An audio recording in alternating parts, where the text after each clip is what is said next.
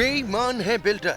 जी हाँ, बिल्डरों के झांसे में आकर न जाने कितनों ने अपनी गाढ़ी कमाई को गड्ढे में डाल दिया है। एक ऐसा गड्ढा जिससे निकलना अब मुश्किल लग रहा है। वर्षों बीत जाते हैं, लोगों को एक अदद आशियाने के लिए पाई पाई जोड़कर, आधा पेट काटकर, अपनी सुख सुविधाओं को ताक पर रखकर लोग एक सुनहरे घर का सपना संजोते हैं। उस सपने को पूरा करने के लिए देश के नामी गिरामी बिल्डरों के पास जाकर आशियाना बुक कराते हैं। जेब में पैसा देखकर बिल्डर निवेशकों के बटुए पर ऐसा झपट्टा मारते हैं कि मानो उनकी गाढ़ी कमाई अब उनकी होने वाली है। हजारों लोग इनके झांसे में आकर करोड़ों गंवा बैठते हैं। इनमें से कई भाग्यशाली भी होते हैं जो बिल्डरों के जाल में फंसकर भी बच जाते हैं। बिल्डर पहले ख्वाब दिखाते हैं, निवेशकों से पैसे ऐंठते हैं, फिर उन्हें तारीख दे देते हैं। वर्षों बीत जाते हैं इस आस में कि अब वो अपनी मेहनत की कमाई के आशियाने में रह पाएंगे। अब उनके दुख दर्द दूर हो जाएंगे, लेकिन बेईमान बिल्डर उन्हें सालों झांसे में रखते हैं और उन्हें मिलती है तो सिर्फ तारीख। हम लोग आदर्श आवास योजना के जो हैं उनको बुलाया था और मैंने कहा कंस्ट्रक्शन भी स्टार्ट भी हुआ है और हम कंप्लीट करके देंगे, बिल्कुल देंगे, आप भरोसा रखिए। इसलिए मिलने आए कि लोग ये ना समझे कि मेरी बात कोई नहीं सुनता है। हम अभी 1 महीना पहले भी मीटिंग किए थे, अभी भी मीटिंग कर रहे हैं, आप देख ही रहे हैं। तारीख पर तारीख मिलती रहती है, अंत में सब्र का बांध टूट जाता है और फिर अपने हक के लिए सड़क पर संग्राम करने को ये मजबूर होते हैं। लेकिन इसके बावजूद बिल्डरों के कानों में जूं तक नहीं रेंगती। ये फ्लैट बुक किए हुए 1 साल से ज्यादा हो गया और अभी तक इसका लोन सैंक्शन नहीं हुआ है। जब इनका प्लान अप्रूव्ड नहीं था तो इन्होंने बुकिंग क्यों किया और अभी इनके पास कोई जवाब नहीं है कि ये कब शुरू होगा। नोएडा अथॉरिटी से इनके पास कोई भी लेटर नहीं है, अप्रूव्ड नहीं है। रिक्वेस्ट है कि आप इसको ओवर करें और पूरा पब्लिक इसका आंसर दें। ख्वाब तो टूटता हुआ ही दिख रहा है। भरोसा मेन ये था कि ये जो प्रोजेक्ट लॉन्च किया गया था सारे के सारे गवर्नमेंट एम्प्लॉयज़, रिटायर्ड या सर्विस क्लास लोगों के लिए ही लॉन्च किया गया था। तो उसमें ये उम्मीद थी कि मतलब एटलीस्ट हम लोगों से तो ऐसा कोई नहीं करेगा। अपने ही पैसों को पाने के लिए अदालत के दरवाजे पर दस्तक देते हैं, फिर वहां भी मिलती है तो बस तारीख। अदालत के डंडा चलने के बाद भी बिल्डर अपनी ठगी का खेल जारी रखते हैं। कोई दूसरे नाम से कंपनी खोल लेता है तो कोई फाइनेंस का बहाना बनाकर पैसों के बल पर तारीख पर तारीख बढ़ाता रहता है। कई बार अदालत का ऐसा डंडा चलता है कि बिल्डर चित हो जाते हैं, लेकिन उसके लिए भी वो बेईमानी का कोई न कोई रास्ता निकाल ही लेते हैं। निवेशकों को मुआवजे के नाम पर लाखों का बिल थमा देते हैं। बिल्डरों के चक्कर में न जाने कितने निवेशकों का अब तक दम निकल गया होगा, न जाने कितने परिवारों के सपने चकनाचूर हुए होंगे। ये हमने जून 2012 में Amrapali centurion park terrace homes एक प्रोजेक्ट है ग्रेटर नोएडा वेस्ट में, इसमें बुकिंग दिया था और उसमें हमें जो है जो डॉक्यूमेंट्स हैं उनके जो आश्वासन दिया गया था कि लगभग 3 साल में वो हमें प्रोजेक्ट कंप्लीट करके दे देंगे। तो 3 साल मतलब 2015 में हमें लगभग प्रोजेक्ट कंप्लीट करके मिल जाना था हमारा घर।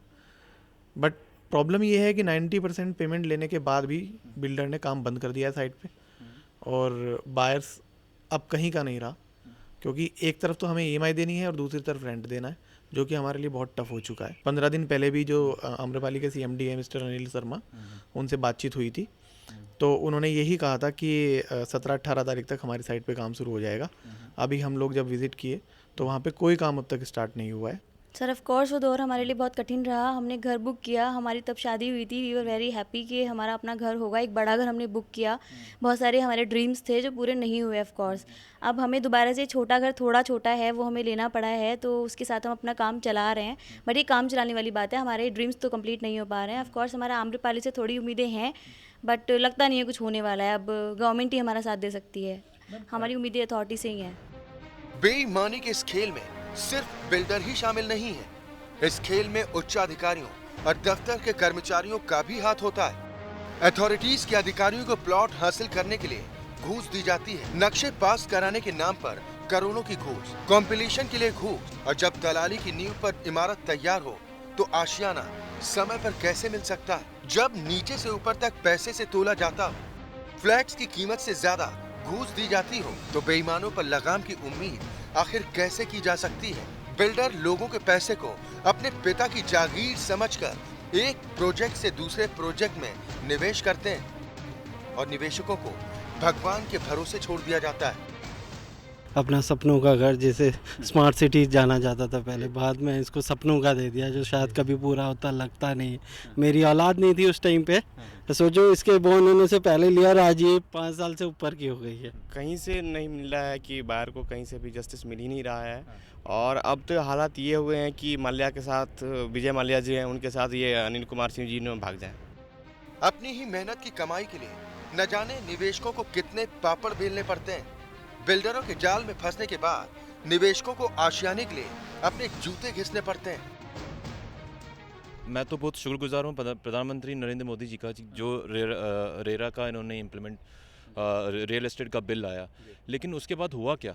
एक सेंटर ने रियल एस्टेट का बिल लाया, लेकिन जो स्टेट गवर्नमेंट है उसने उसको डाइल्यूट कर दिया। अब जो यूपी का जो रेरा है, अगर आप उसको पढ़ के देखेंगे, उसके क्लॉजेस देखेंगे, उस रेरा बिल में पुराने प्रोजेक्ट्स कवर ही नहीं है। वो सिर्फ नए प्रोजेक्ट्स के लिए एप्लीकेबल है। तो हम वहाँ से भी मारे गए, हम वहाँ पे भी कहीं भी आगे। पीएमओ वाली बात पे हमारे यहाँ आम्रपाली के डायरेक्टर पहुँचे हुए थे, मिस्टर शिवप्रिया जी। उन्होंने अपनी बात कोई कॉन्ट्राडिक्ट किया। एक तरफ उन्होंने बताया कि हमारे स्ट्रक्चर्स पूरी तरह से खड़े हुए हैं, पोजीशन सिर्फ 6 महीने या 1 साल डिले है, और एक तरफ वो ये बात भी बोल रहे थे कि अभी हमारे पास हार्डली 30% 40% पेमेंट आई है। दोनों बातें आपस में खुद ही कॉन्ट्राडिक्शन शो करती। निवेशकों को अपने हक के लिए पहले बिल्डरों के दफ्तर से लेकर सड़क तक संघर्ष करना पड़ता है। यहाँ तक कि अदालत के चक्कर लगाने पर भी मजबूर होना पड़ता है। एक तो पैसे की बर्बादी और दूसरा समय की बर्बादी। और फिर अफसोस इस बात का कि उन्होंने गलती क्या की। मन में कई सवाल उठते हैं कि इन बिल्डरों के जाल में फंसकर अपनी जिंदगी की कमाई दांव पर आखिर क्यों लगा दे? आखिर कब तक बिल्डरों के जाल में फंसकर ये लोग अपनी गाढ़ी कमाई को यूं ही गंवाते रहेंगे? कब तक बिल्डरों की ब्लैकमेलिंग यूं ही सहते रहेंगे? नोएडा एक्सटेंशन के इस पूरे इलाके में आज भी हजारों की तादाद में ऐसे फ्लैट के खरीदार मौजूद हैं जिन्होंने 2010 या 2012 के दौरान यहां फ्लैट बुक कराया था, लेकिन 2017 में भी उन्हें अब तक पोजीशन नहीं मिल पाया है। हालांकि बायर्स के इंटरेस्ट को ध्यान में रखते हुए सरकार ने real estate regulatory bill pass तो कर दिया है, लेकिन वो भी अब तक पूरी तरह से अमल में नहीं आ पाया है। लिहाजा बायर्स के हितों का ख्याल रखने के लिए कुछ और कड़े कदम उठाने की जरूरत है, ताकि बायर्स को इंसाफ मिल सके और बिल्डरों की मनमानी पर लगाम कस सके। कैमरामैन दीपक गुप्ता के साथ सुमंत कुमार, APN, नोएडा।